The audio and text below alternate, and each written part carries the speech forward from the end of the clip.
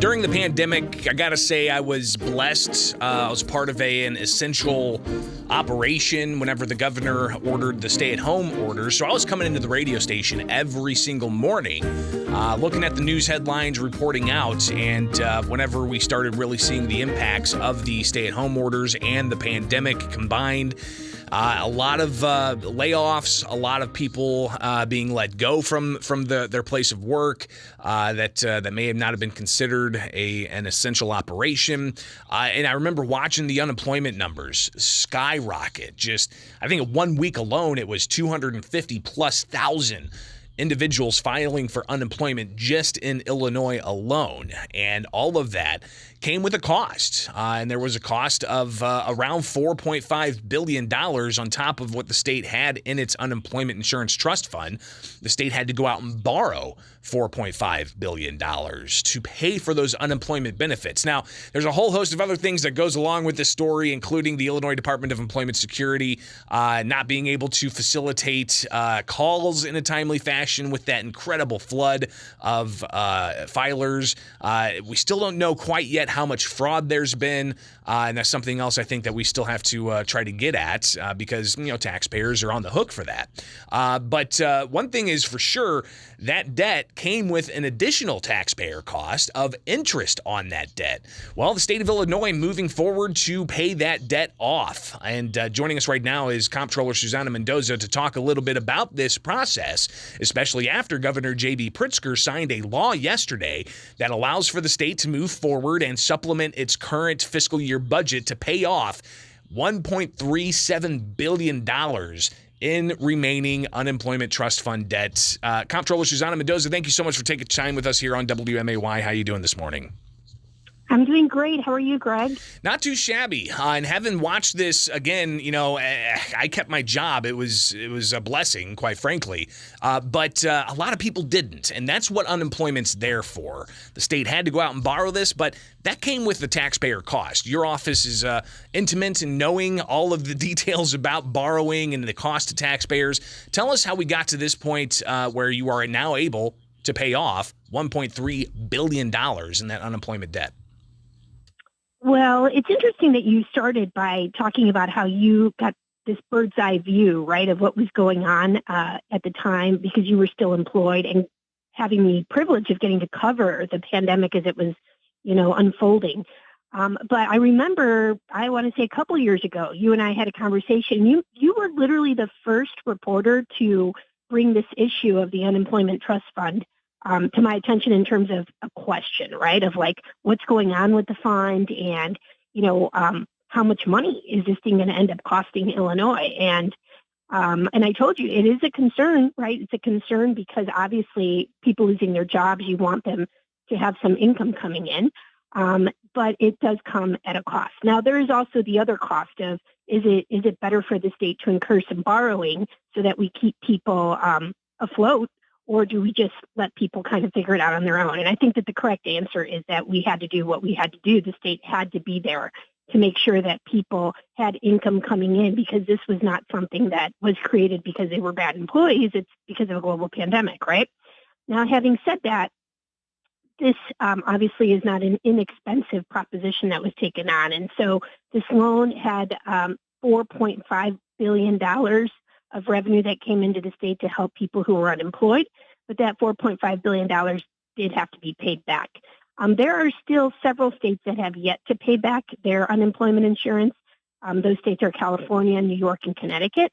But thankfully, Illinois is now in a position to not just say that we're going to pay it back someday, but actually pay it back because my office has been preparing since those early days of you talking to me about this. To what we do is we've been putting aside a little bit of money every single month and every single opportunity that we can, knowing that at some point this bill was going to come due. I did not want our state to be caught flat-footed. And not only are we going to pay back the $1.37 billion, but that's what we've already done on day one of the governor announcing that this bill was approved for payment. So again, this is obviously a large check. I don't know exactly the process of how it's you go about paying. Let me just tell you, yeah, it's gigantic. $1.37 billion is nothing to sneeze at.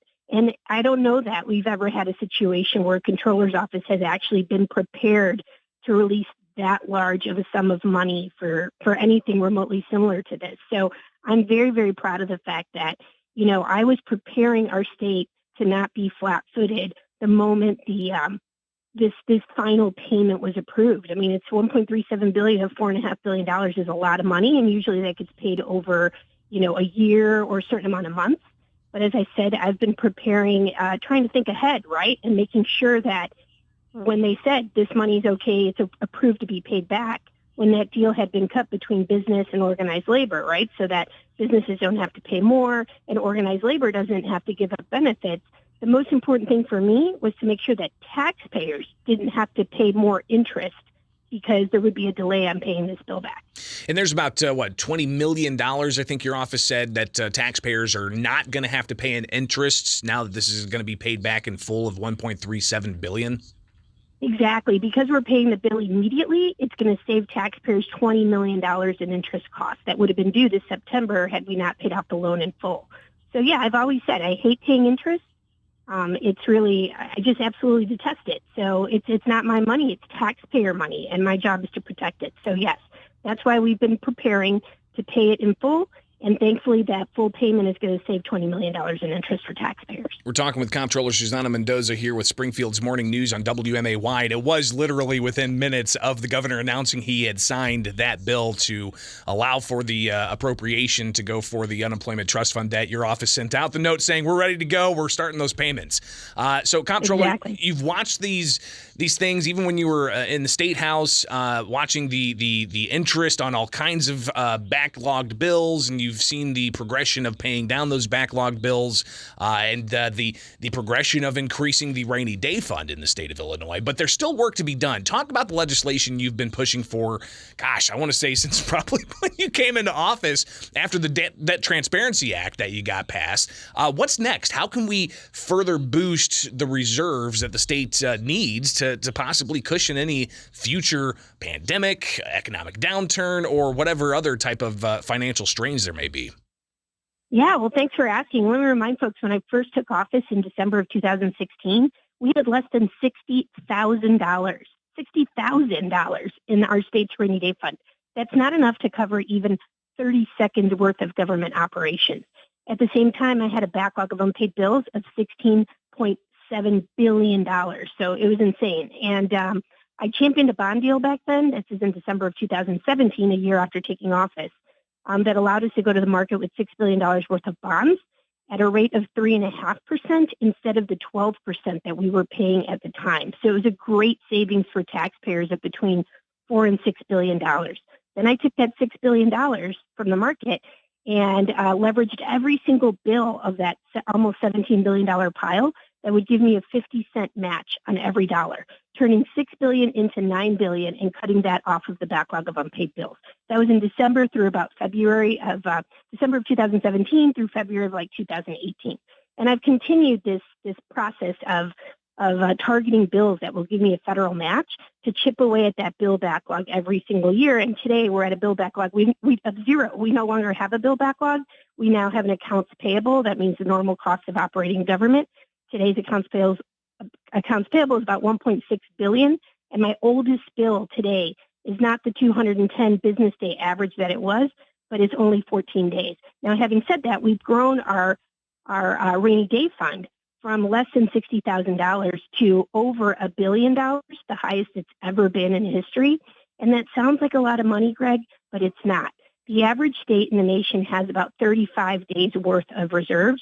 In Illinois, that would be over $4 billion in reserves. What I would like to see Illinois end up at right now is at about $3.75 billion, given that we have a $50 billion budget.